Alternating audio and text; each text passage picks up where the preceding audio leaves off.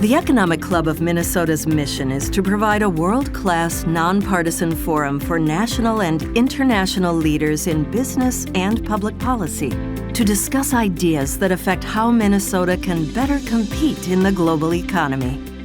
The Economic Club of Minnesota, engaging the world, strengthening Minnesota. My name is Neel Kashkari, President of the Minneapolis Fed and board member of the Economic Club. It's my privilege to get to introduce our keynote speaker today. I'm going to then invite him up. He's going to give some prepared remarks, and then I'm going to join him on stage, and I'm going to interview him, ask him all the really tough questions that I can think of, and then we're going to leave some time for all of you to get to ask some questions as well. So please do think about your questions as he gives his remarks. Michael Barr took office as a member of the Board of Governors of the Federal Reserve System on July 19th, 2022, for a term that goes through 2032. He served as Vice Chair of Supervision for the Board of Governors from his appointment until February of this past year. Prior to joining the Board of Governors, he was Dean of the Public Policy School at the University of Michigan and a professor at University of Michigan Law School. Earlier in his career, when Michael and I first met, he was an Assistant Secretary of the U.S. Treasury Department during the Obama administration. And earlier in his career, he worked at Treasury, the White House, and the State Department for President Clinton. He began his esteemed public service career as a clerk to U.S. Supreme Court Justice David Souter in 1993 and started out his education journey at Yale University, then Oxford, and then finally a law degree from Yale University. So he's an expert in public policy, he's an expert in the law, and we are very lucky to have him. So please join me in welcoming Michael Barr to the stage.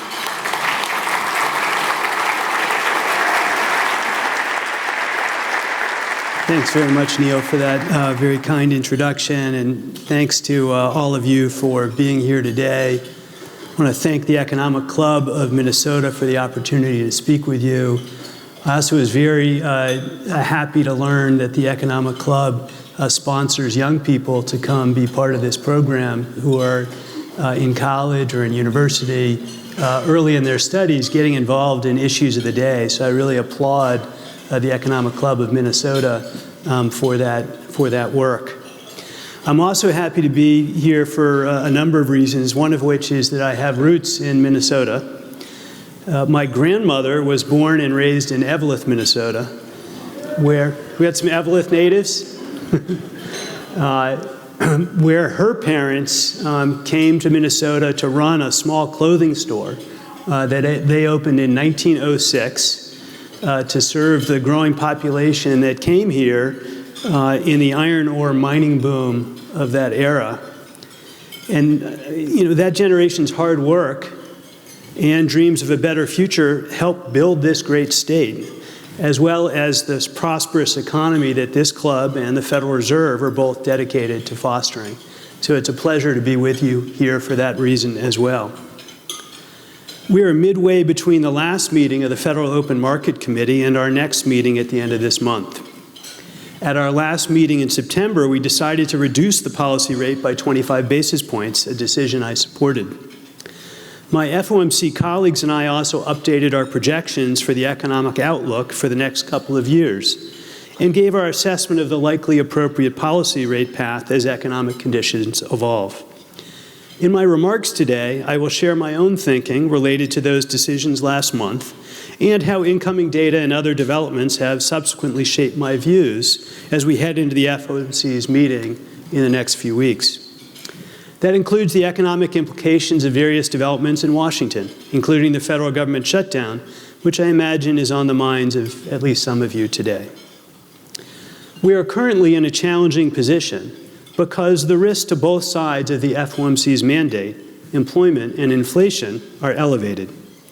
I agree with Chair Powell's succinct view that there is no risk-free path forward for monetary policy. While inflation has come down a great deal since 2021, it is still above our 2% target and is now rising. And although several data points indicate that the labor market may be roughly in balance, we also know there has been a sharp drop in job creation since May, which suggests risks to the labor market going forward. The most difficult circumstances for making monetary policy decisions are when both mandate variables are at risk. Let me start with inflation. The latest data show that 12-month headline inflation based on personal consumption expenditures, or PCE, rose again in August to 2.7%. Core PCE inflation, which has historically been a good guide to future inflation, was 2.9%. After falling from its high of 7.2% in mid-2022 to 2.3% in April of this year, PCE inflation has been rising since then. That timing is no coincidence. Research by the Federal Reserve staff and others indicate that the increase in inflation since April has likely owed largely to the sharp increase in tariffs that kicked in around that time. There are various measures of the overall level of tariffs. For assessing how tariffs are affecting inflation, I find it helpful to look at tariff collection relative to imports, which gives us a measure of the real effective tariff rate paid as goods come into the country. This rate has risen sharply this year, reaching about 11% in August, and is likely to rise further in the near term. The tariff hikes have boosted core goods inflation, and at the same time, progress on core services inflation has stalled. I expect that core PCE inflation will end the year over 3%. The median FOMC participant estimates that headline PCE inflation will not return to our 2% target until the end of 2027, more than 2 years from today, and 6.5 years since inflation began rising in 2021. This would be the longest period of PCE inflation above 2% since a 7-year stretch that ended in 1993. I recognize that the economy and the American people have been hit by a series of unusual economic shocks in recent years. The COVID-19 pandemic and related shutdowns, disrupted supply chains for goods and labor shortages, higher energy costs from Russia's war on Ukraine, and the sudden increase in tariffs this year. Even so, after the high inflation Americans have endured, 2 more years would be a long time to wait for a return to our target. And that possibility weighs on my judgment for appropriate monetary policy. I am also concerned about future upside risks to inflation and inflation expectations. While the immediate effects of tariffs on inflation has been smaller than most economic forecasters had expected, the inventories built up in anticipation of the tariffs may have had a role in easing the immediate impact, as have compressed profit margins. While that is good news for inflation, the corresponding bad news is that firms will eventually run down these inventories and will only be able to compress margins for a while. Many importers and firms affected by imports are reporting that they are waiting as long as possible to pass on the costs from tariffs to their customers, mostly by temporarily reducing profit margins. Normalizing margins over time implies a gradual but longer upward trajectory for inflation, a pattern of price increases that I fear could convince many consumers that higher inflation is going to be more of a permanent phenomenon. This is important because expectations of future inflation affect spending decisions in the near term and can drive a cycle of escalating inflation, as we saw after prices began rising in 2021. With that experience in mind, I am skeptical of assurances that we should fully look through higher inflation from import tariffs. While in principle tariffs are a one-time increase in prices and should not sustainably raise inflation, that may not be the case if prices keep rising month after month and affect expectations. There's been nothing one-time or predictable about these tariff increases, which have ratcheted upward this year on particular countries and particular sectors in a series of steps. At some point, businesses and consumers could start to make pricing, spending, and wage decisions based on their belief in higher future inflation, thereby driving a cycle of persistence. Measures of near-term expectations are down from peaks in April, when tariffs were announced, but they are still higher than last year. As a result, I believe the Federal Reserve's price stability goal faces some significant risks. That said, there are some factors that mitigate these risks.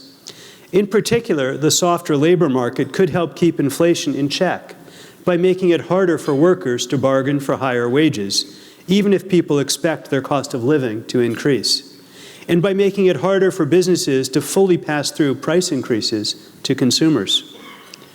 In addition, the more gradual effect on tariffs on prices has not, to date, led to the type of supply chain disruptions that can have pronounced second-round effects on inflation. Also, longer-term inflation expectations remain well anchored. So let's turn to the labor market. While we do not have the full complement of labor market data because the government shutdown has delayed the Bureau of Labor Statistics employment report, we do know that the payroll services firm ADP found that private sector employment shrank last month, in keeping with a slowdown in job creation since May. Part of the slowing surely reflects developments on the supply side from both reduced net immigration and somewhat reduced labor force participation, but it is unclear exactly how much. As a result, it is challenging to gauge exactly how much labor demand has softened. Growth in labor supply has declined significantly, with perhaps as many as 1 million fewer people in the workforce than would have been expected based on the typical pattern of immigration that prevailed in the years prior to the pandemic. With a reduced supply of labor, what constitutes a healthy growth rate for employment would be smaller. One can see that slower labor supply growth has been an important factor in weaker job creation, because over the period that job gains have slowed significantly, the unemployment rate has only edged up to 4.3%, a level typically associated with a sound labor market. Other measures suggest that labor supply and demand remain in the same rough balance they have been for more than a year. The ratio of job openings to the number of people looking for work is around 1, the level that has persisted since about the middle of 2024. Likewise, the rate of people losing their jobs is running at the same rate that it has for the past 2.5 years. And there is no sign of an impending jump in the unemployment rate in the weekly reports of new claims for unemployment insurance. That said, even if the labor market is still roughly in balance, the fact that this balance is being achieved from simultaneous slowing in labor supply growth and in hiring suggests that the labor market is more vulnerable to negative shocks. In addition, despite the low and relatively steady unemployment rate, household perceptions of the labor market have deteriorated and are below the level they reached in the strong labor market immediately before the pandemic. According to the New York Fed survey of consumers, people's perceptions of their chance of finding a new job if they lost their current job fell sharply in August, to the lowest reading since the survey started in June 2013. It rebounded somewhat in September, but remained at levels seen in 2013 when the labor market was weak. Also, components of the workforce that are usually an early indication of cyclical changes in the labor market have deteriorated. The unemployment rate for Black or African American workers, which reached a historic low in 2023, is back to its highest level since the pandemic. Unemployment rates for younger workers are also up. One reason I take these signals seriously is that experience shows that when labor markets turn down, it can happen suddenly. With job growth near zero for the past several months, the labor market could decline precipitously if the economy is hit with another shock. Growth in gross domestic product has slowed significantly this year. However, earlier concerns of a continued slowdown seem to be fading. After a negative reading in the first quarter, real GDP grew at a 3.8% rate in the second quarter, smoothing through to a rate of 1.6% for the first half of the year. Strong spending and other data for the third quarter indicate that GDP remained strong last quarter. While I expect that tariffs and lower labor supply have weighed on growth and will continue to do so, I do not yet see significant risks in the growth data, though I remain attuned to risks from a variety of factors. It is hard to judge at this point, for example, whether the federal government shutdown will leave a noticeable imprint on economic growth, because we don't know how long it will last and whether it may result in sustained changes in government spending. Based on past shutdowns, it is most likely that a shutdown would reduce GDP growth in the quarter in which it occurs, and then boost growth in the subsequent quarter by the same amount. As I said earlier, this economic outlook and the associated uncertainty that underlie it pose challenges for judging the correct stance of monetary policy, as well as the appropriate path forward, given that the risks to achieving both components of our mandate are elevated. With the easing in output growth and the likelihood of tariffs and labor supply weighing on the economy in the months ahead, we need to be prepared for the possibility that the softening in the labor market will become something worse, especially if there is a further adverse shock to demand. At the same time, inflation, which made steady progress last year towards the FOMC's 2% goal, has moved up in 2025, especially after the sharp increase in tariffs, which keep rising. I have laid out my reasons for believing that the so far modest impact of tariffs on inflation probably means a much longer lasting ratchet upward, potentially affecting expectations in a way that makes the job of taming inflation harder. In balancing and managing risks to the FOMC's goals, I supported the committee's decision on September 17th to lower the federal funds rate by 25 basis points. Monetary policy was and remains modestly restrictive, so it seemed to me appropriate to move the rate a bit closer to neutral, pending more data, further developments on the economy, the forecast, and the balance of risks. Since that meeting, we have learned that consumer spending has been on a notably stronger trajectory than previously indicated, leading most observers to revise up estimates of spending and GDP growth for the rest of the year. We also got confirmation that PCE inflation moved up as expected, and that core inflation remains well above the FOMC's target. Another development was the announcement of new tariffs on imports on heavy trucks, medicine, and furniture. There was and remains considerable uncertainty about the future course of the economy. It is possible that recent low payroll growth is a harbinger of worse to come, or that payroll growth eventually strengthens, consistent with a low unemployment rate and sound growth. It is possible that tariffs will have only a modest impact on the course of prices, and that progress resumes toward 2% inflation next year. But it is also possible that both inflation and expectations of future inflation escalate. Common sense would indicate that when there's a lot of uncertainty, one should move cautiously. This is validated by past monetary policy experience and a particular research insight from nearly 60 years ago.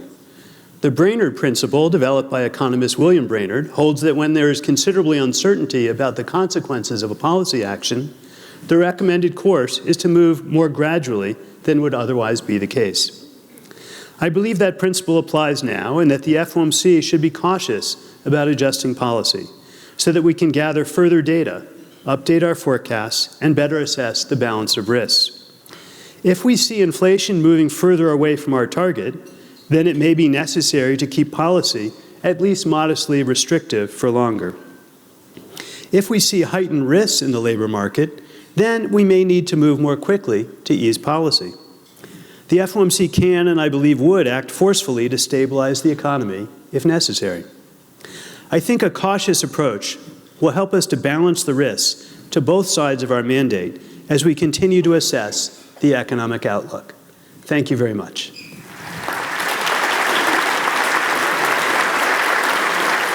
Michael, that was great. Thank you. You know, when we have Federal Reserve speakers, I got to see Michael's remarks in advance, and usually I look for a place where we fundamentally disagree and then we can argue about it. But I basically agree with everything you said. So we're going to go deeper into a few different topics and then turn it over to the audience to hear from them. So let's start with inflation. One of the comments, you talked about tariff inflation. I think that was very clear. You also commented that services inflation appears to have leveled out. It's not fallen as much as we would have expected. Curious, why do you think that is? Do you think that, because when I think about services inflation as tied to wage growth, wages continue to cool, yet services inflation has leveled out. Do you think that could be tariffs, which hit goods, spilling over into services? I think it's early to tease out. I do think in some areas we know that tariff effects are directly related to services inflation. So, for example, if you look at auto repair, a big component of services inflation in auto repair are the goods inputs to those services. You need to buy the parts, and that goes into services inflation, even though the good is the thing going up in prices. So there's some areas where there's a clear link. I don't think we're seeing kind of a generalized spillover into services, but it's hard to know for sure. In some areas of services inflation that we're seeing increases in what are called non-market prices. So these are prices that are imputed from observed experience in the world. We don't directly measure them. And some of those come from the fact that the stock market has been so high. So you get much higher, those of you in the room who are in the investment advisory services know, you get much higher fees when the stock market goes up. So that also gets picked up in these imputed prices. So there are lots of little components you might be able to explain, but it's kind of our job to worry about the whole picture and not to try and pick apart each component and kind of explain it away. And so that's why, it is one of the areas that I think it's appropriate for us to watch. We were making significant progress on services inflation over the last few years, and that seems to have leveled out for right now. Great. And then staying on the inflation topic for a moment, you commented that long-run inflation expectations appear to be anchored. We see this both in surveys of market participants and businesses, and we see it in financial market data. That's right. Why do you think they've been so anchored through this inflation episode, and how much comfort does that give you now? Well, well-anchored inflation expectations are absolutely critical for us to do our job. It's one of the things that makes monetary policy effective.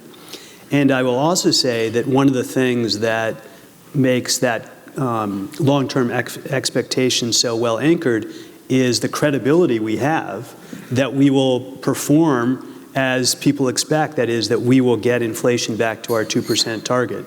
So our credibility, our independence, and our independent judgment is critical to keeping long-term inflation expectations well anchored, and those expectations in turn are really important for us in beating inflation.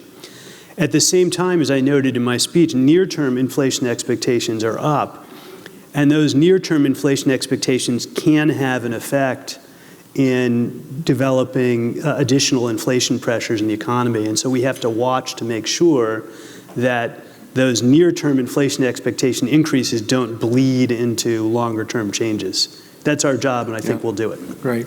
So let's turn to the labor market. I think you gave us a great summary of where it is. Do you think AI is affecting the labor market already?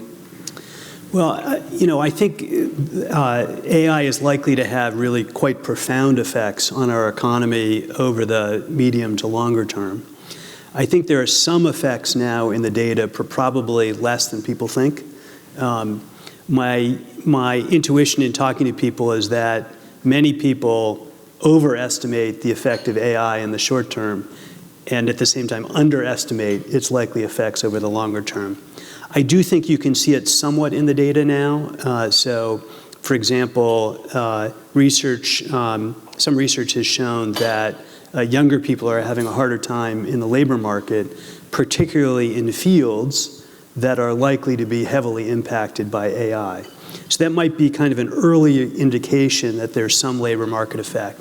And certainly anecdotally, if you talk to very large firms, there's a lot of substitution of labor going on in some cases where AI in call centers or in HR functions or in coding can play an important role. But most, I think, of what's going to happen with AI in the labor market is AI is going to be complementary to labor skills. And so we're likely to see over the long term that, yes, there'll be some jobs that disappear, but there'll be new jobs nobody's ever heard of that are created along the way. And overall, it's likely to significantly boost productivity in our society. And if you boost productivity, all of us are better off. We can grow together in a way that's better And so I do think I am very optimistic at the long term, even if there's some short-term dislocations, very optimistic on the long term about the ways in which generative AI might improve the productive capacity of our economy. That's great. You know, in your comments, you talked about how when people are responding to surveys, they're generally kind of gloomy. Yeah. This has been a consistent trend for the last few years. People are feeling gloomy, but then they're spending. And I can confirm, so this weekend, the Minnesota Vikings played in London. I went to London, not in an official capacity, in an unofficial capacity, and it was full of Vikings fans. I mean, there were a lot of Vikings fans in that stadium, so at least Vikings fans were feeling optimistic, probably because they were playing the Cleveland Browns. So that was justified. But I'm curious, when you look at GDP activity, consumer spending, it's been surprisingly strong. Yeah. Do you have any idea why is that? You know, it's really interesting, and you're right, Neel. If you look at the data, usually we can use models to that have as one of their inputs people's feelings about the economy, because that usually is quite well related to whether people are spending or not spending. But the last several years, that relationship has not held. So people say that they're feeling, bad, but as you said, they're going out and spending. So I do think there's something else going on in the sentiment data that's not related necessarily directly to economics. People's broader feelings about things in society may be influencing how they answer those survey questions. But the spending data has held up very well, surprisingly well.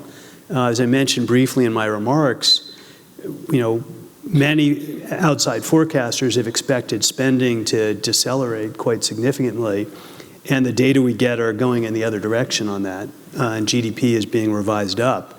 So there's a lot of resilience in the economy. Now, one thing that may be going on is we may be having an experience in which there are really two economies right now. One economy involves upper income people who are feeling really good about their situation, whose wealth holdings have been going up dramatically over the last few years. The stock market is very, very strong right now. And so that wealth effect may be buoying spending from the part of the economy that's doing really well. And at the same time, we're seeing low and moderate income households really struggling, and they have been struggling for some time. So, we're seeing increased problems for low and moderate income families meeting their daily expenses, more families going to food banks, and more indications that there's stress on the balance sheet of low-income households in terms of increased default rates for particular kinds of credit access. So all these indications suggest that we may be seeing two economies operating at once. One, a high-income economy that is bolstering growth and buoyed by the stock market, and another economy where there's a weaker labor market and people are kind of hurting. And that makes it very challenging. Another theory related to that I've thought about, and I'm curious your reaction. In monetary policy, there's a really important concept of the neutral interest rate, which is what interest rate neither stimulates the economy nor slows it down. And we don't know exactly what it is. We try to estimate it. When I've seen the GDP exceed expectations year after year, it made me wonder, well, maybe the neutral rate is higher. And what that means is our monetary policy is not pressing the brake as much as I thought it was. I'm curious, have your views on the neutral rate evolved at all over the last few years? They have, but just a very little bit, and maybe in a different way than what you just described. So, first of all, let me distinguish two things. One is, in our summary of economic projections, FOMC participants are asked to write down our long-term estimate of R star, the neutral interest rate. And in my judgment, I try and take that very seriously. The question that we're asked is, over the long term, when the economy is in equipoise, when there are no demand shocks or supply shocks, when inflation is running at 2%, when the unemployment rate is at its natural rate, what is the natural rate of interest? And that, for me, has gone up a little bit, not much, and it's because I have a very bullish view about the productivity that generative AI is likely to produce for our economy over the long run. So that's gone up a little bit. There's a separate question, which is the one that you were really addressing, which is how restrictive is policy right now in this moment in relation to the economy? That's a very different question. The long-term R-star question is affected by very long-term changes in our society, demographics, the savings rate, and the like.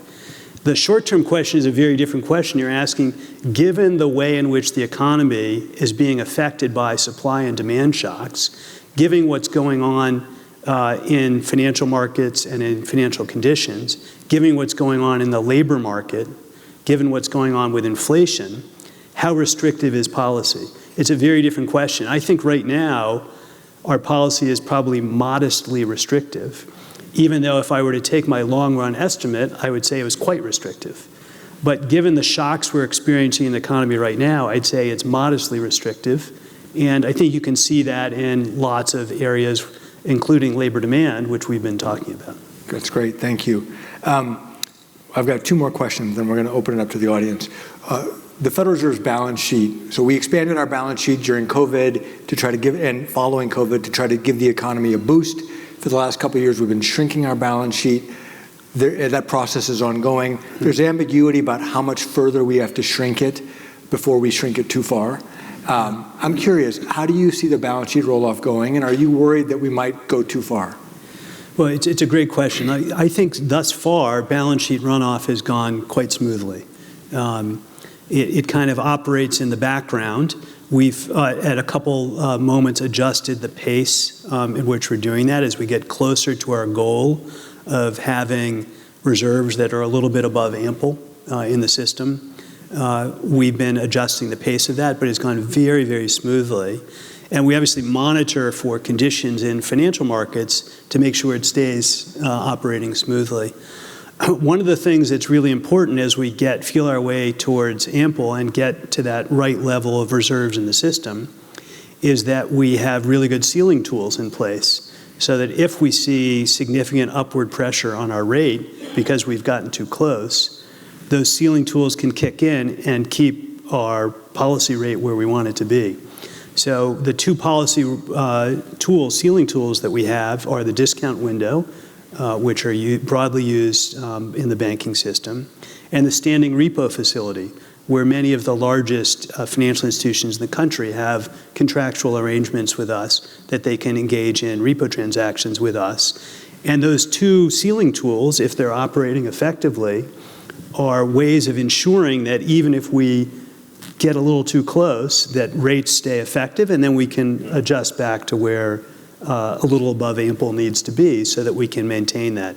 So having those really strong, effective ceiling tools is really critical. We've taken a number of technical steps to make sure that our standing repo facility is well functioning by, for example, adding a morning auction to that.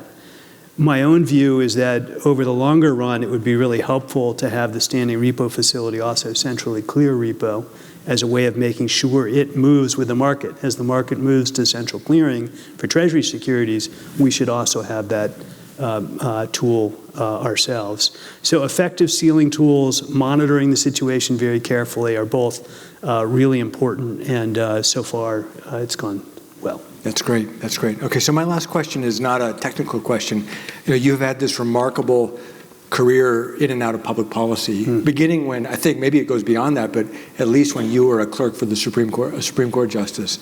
I'm just curious, for our young people in the audience, what led you to explore service as part of your career?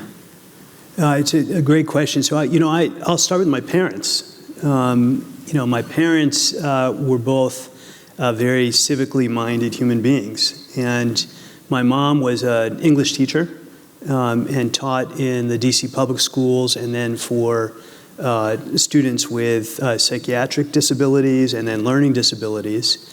And my father was a labor lawyer. He represented labor unions, the painters and the technical engineers and the bookbinders and a few other unions. Bookbinders is a pretty small union. Yeah, I was going to ask. I had not heard of that one. Yeah. But the ethos that they brought to their work was very much a mission-driven ethos. And so when I came home and, we'd sit around the dinner table, the values that they expressed were values of mission and service. And I think that very much influenced not exactly the path I took, but the orientation I had towards public service. That's great. And then I was very fortunate to have, speaking to the young people, mentors early in my career who helped guide me on that path. So those of you who are in college or university now, the fact that you're here is a very good sign that you know that it's important to look out for opportunities. But finding mentors who can help guide you along the way is just really critical. That's great. Well, thank you. Why don't we open it up to the audience for questions? We've got microphones here, so raise your hand, please, in the microphone. Please introduce yourself when you speak. Thank you for your comments. Really helpful to have your perspectives. You talked about the sort of unexpected stability in the labor market and the surprise in consumer spending. I think we all know that consumer debt passed the $18 trillion mark this summer. Is there any risk that consumer spending is fueled by debt we can't repay, and what are the consequences of that?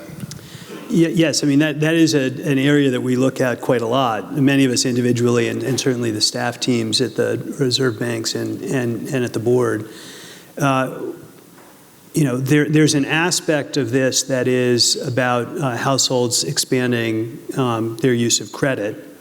But overall, household balance sheets are looking okay. So we're not seeing a kind of, there are exceptions to what I would say, we're not seeing overall a credit-fueled boom in the economy. There has been an uptick in defaults, particularly among low and moderate income households with respect to credit card balances and auto balances, subprime auto, and that's concerning and that's worth watching. The rate of increase recently has leveled off and seems to be flattening a bit. So it's an area absolutely to look out for in the process, but that's how I see things right now. Hello, Jeff Washy. I'm the mayor of Plymouth. Plymouth also has the fourth largest economy in the state. We do a lot of manufacturing, mostly med tech, med device, so just a little plug and maybe why low GDP is going up. My son is in daycare in Plymouth. Really? My question is, the Fed is always saying we're data dependent. But if you look at the BLS and the jobs data they get, we all know businesses' responses to their employment jobs creation data has gone down precipitously since COVID. And it's down closer to 40%, I think, now. So in fact that last month they revised job growth by over 900,000 jobs fewer than what they had previously reported. So how do you be data dependent, make your decisions on input coming in at the same time the data is so unreliable? Thanks. So let me just say, we pay attention to all the data that we get. We get data from a wide variety of sources. The Bureau of Labor Statistics data is really the gold standard of data. And the people working on that, I think, are quiet heroes of our economic world that we all live in, that you all rely on as policymakers and as businesses, that we rely on at the Fed. The work they do is absolutely essential. It's true that survey response rates went down after the pandemic. The goal is to get them back up. It's not really a mystery. I've done survey research myself as an academic.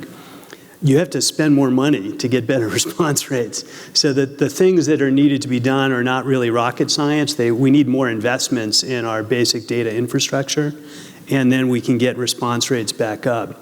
The benchmark revision you described, for example, is a benchmark revision that the same people are doing. That is, the Bureau of Labor Statistics keep track of that all the time, and every quarter they know what's going on, and every year they decide to publicly update the number.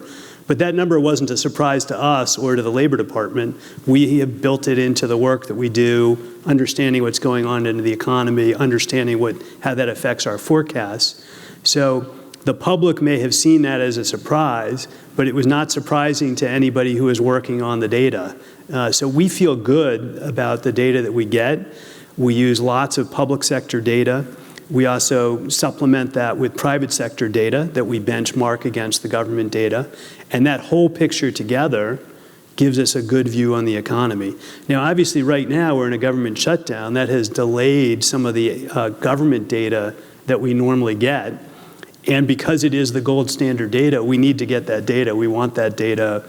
And I'm hopeful that when the Congress and the administration work together and get the government going again, that we'll get that data in a timely way.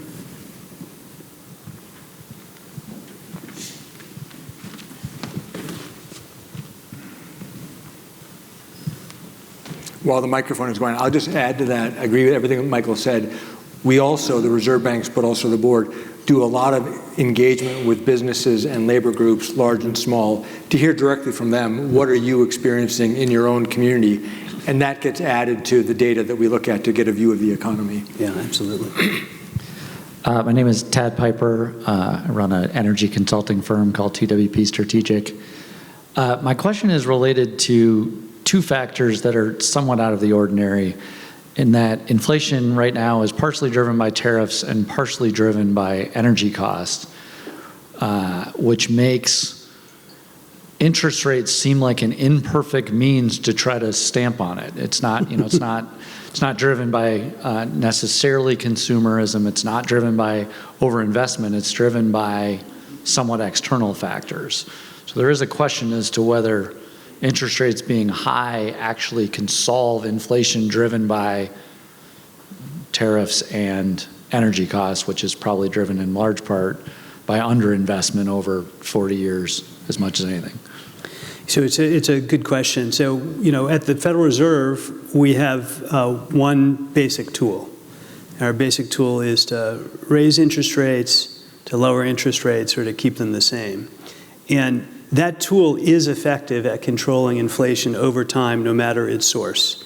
So if we need to use interest rates to raise rates to control inflation or to lower rates to keep the labor market going, we know how to use that tool, and monetary policy works. So it is true that there are lots of different causes of inflation, but at the end of the day, the central bank, an independent, credible central bank, can get monetary policy to achieve its policy target.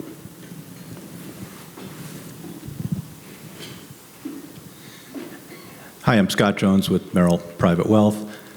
We've seen debt levels, federal debt levels, rise tremendously, and I think they're at or close to record levels.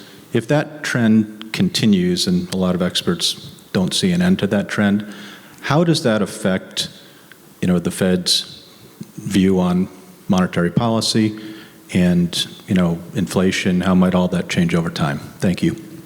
Yeah, so let me, I'll be careful in how I answer your question. I'm not going to comment on current fiscal policy. That's the job of the administration and the Congress. But I will say something just about the long term. Over the long term, if government debt continues to rise in relation to GDP, that will put upward pressure on long-term interest rates, on long-term mortgages, because people will demand more because there's a risk that in the future inflation might be higher or demand for government securities might be lower, given the amount of issuance that is required for a rising debt to GDP ratio. So that's just a fact. We sort of take those facts in the world as a given, and our job is to keep inflation in check, understanding that over the long term, people's perception of that concern might rise. So far, inflation expectations over the long term are well anchored. That means that the term premium that you're seeing at these longer ends are not so much about people's views about whether we can keep inflation in check, but about the extra risk that they might need to take on if they're wrong. And so far, the Federal Reserve, the central bank, has the credibility to keep those long-term inflation expectations in check. And as I said, it's a mutually reinforcing process. If we're able to behave credibly to do that, long-term inflation expectations remain well anchored. And if they're well anchored, our jobs are much easier.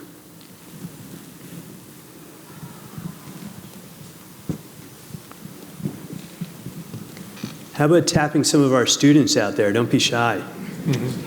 Yeah. We could call on them. Yeah. Yeah. I could cold call on you. Michael, first of all, thank you for calling me a student. I don't get that very much anymore. So even though I have 36 monetary policy questions, I want to go back to your comment about mentors and share with us who were the mentors that mattered to you and what were your takeaway from that leadership? That's great. I have too many as you'd expect to imagine, so I'll just say a few things about some different mentors. One mentor I had early in my career was Judge Pierre Laval, then of the Southern District of New York, who I clerked for right out of law school. And he taught me the importance of concision among his many other skills. I remember the first draft, I came into his office with a draft of a memo that involved a very boring case, cross motions for summary judgment on commercial real estate insurance. And I wrote a 17-page memo, and I brought it into his office. It was my first thing I brought into him. And I'd worked on it for 3 weeks, and I walked into his office, and just a couple minutes later, he came back out, and he said, "Really good job." I said, "Thanks," and he handed me the draft back. And the first page was crossed out. And the second page was crossed out. And every page was crossed out. And he had flipped it over and written on the back, "The cross motions for summary judgment are denied." That was the amount of work that was required for that motion, and I learned that you only put in the words that are required to achieve the outcome. I then got a chance to work for Justice Souter on the Supreme Court, and Justice Souter, who just passed away this year, was a very, very humble human being, even though he was very smart. And I saw that humility that he expressed. He was a justice of the Supreme Court of the United States, and he expressed humility about the issues that he was confronting in relation to us, his very lowly clerks. And I thought, well, if Justice Souter can be humble and use that to better understand the world around him, humility is not just a moral value, it is something that is good to know to use in the world and to operate that way. I worked for Bob Rubin at the Treasury Department. I was his special assistant for a time when he was Treasury Secretary. And I saw the management style that he used in that organization, which was very flat. And Rubin always wanted the most junior person in the room to speak up. He cared, of course, about the senior officials who had expertise and judgment, but he also wanted to know what the most junior person in the room thought, and that was an important management lesson. And then lastly, I'll just mention Ned Gramlich. Ned was on the Board of Governors of the Federal Reserve when I was a young assistant at the Treasury Department, and we worked together on issues of subprime lending and fair lending and the Community Reinvestment Act. And he became a great mentor to me and a great guide to me. And the reason that I ended up at the University of Michigan was because of his advice. He had been a longtime faculty member at the University of Michigan in the economics department and in the public policy school, where he eventually became the equivalent to the dean of the public policy school. And he spoke with such love and admiration for that institution, and he knew the kind of work I was interested in, which was interdisciplinary empirical work. He said, well, you have to go to the University of Michigan. They're great at doing that. And that's why I went to the University of Michigan. So these are just a few examples, and I've given a longer answer maybe than I should have, but the people who you find in your life who can help mentor you and guide you in that way are really just absolutely critical. Can I react to what you just said? Those are great examples, really powerful examples. Most of those are not what I would call, I hear a lot of young people say, I need to go find the ideal mentor. Most of those are just people you can learn from. Mm-hmm. And most of what you took away, I know, but a lot of times people think I need to go, I'm like on my search to go find the perfect mentor who will now take me officially under his or her wing, as opposed to, hey, they're really talented people around me. Mm-hmm. Let me just keep my eyes open and learn from them. And then that's what you did. Yeah, absolutely.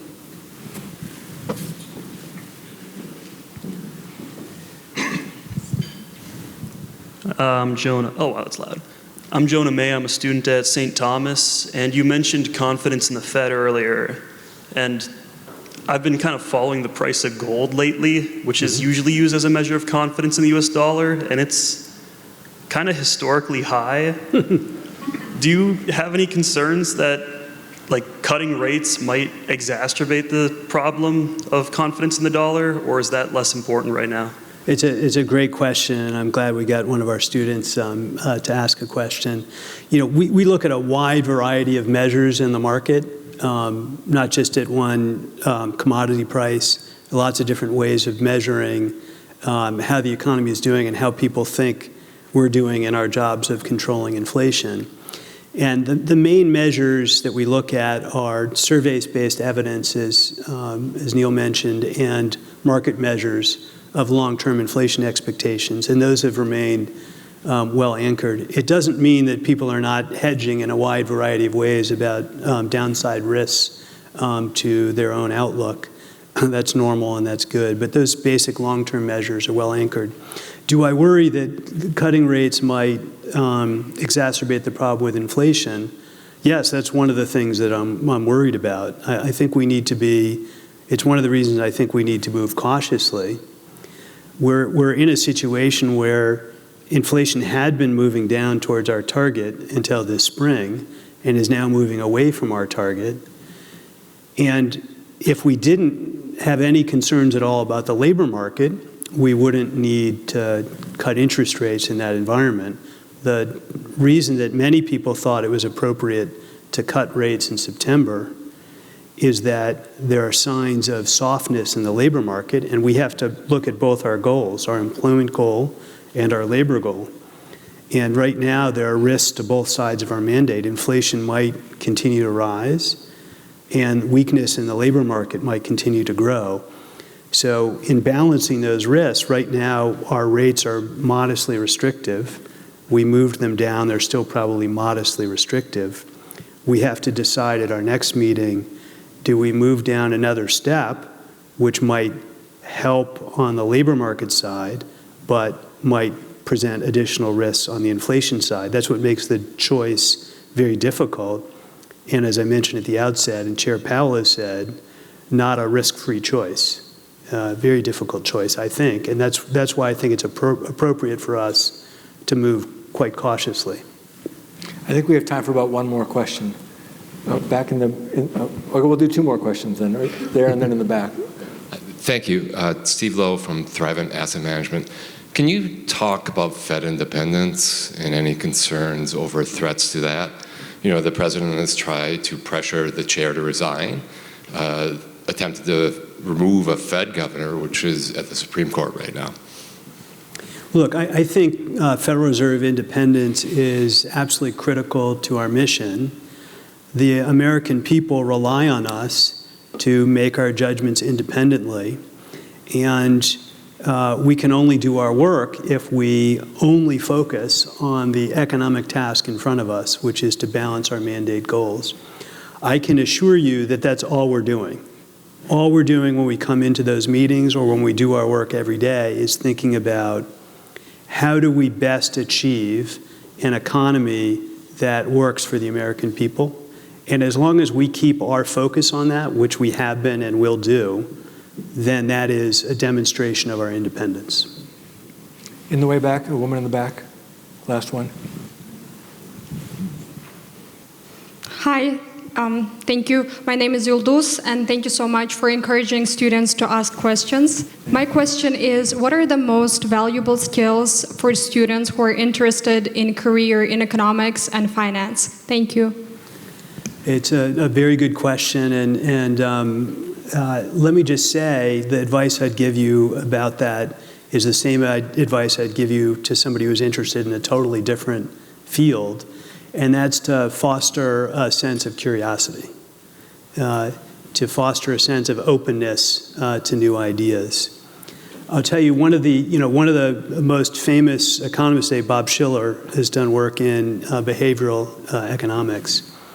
And when he was studying for his economics degree, he went to see his advisor and said, I've taken all the economics classes that are suitable for my grade, my year, I want to start taking more advanced economics classes. And his professor said to him, well, go take a poetry class, and take a class in anthropology, and take a class in psychology. And when you've learned a little bit about other ways of looking at the world, then come back and see me again. And I think that kind of advice is really critical for any young person thinking about any sort of career or pathway, is to maintain that openness and sense of curiosity. And I might just add, Michael Barr obviously is a lawyer, and I'm an engineer by training. So we're two people who practice what you just said. Michael, that was fabulous. Thank you so much. The Economic Club of Minnesota's mission is to provide a world-class, nonpartisan forum for national and international leaders in business and public policy to discuss ideas that affect how Minnesota can better compete in the global economy. The Economic Club of Minnesota, engaging the world, strengthening Minnesota.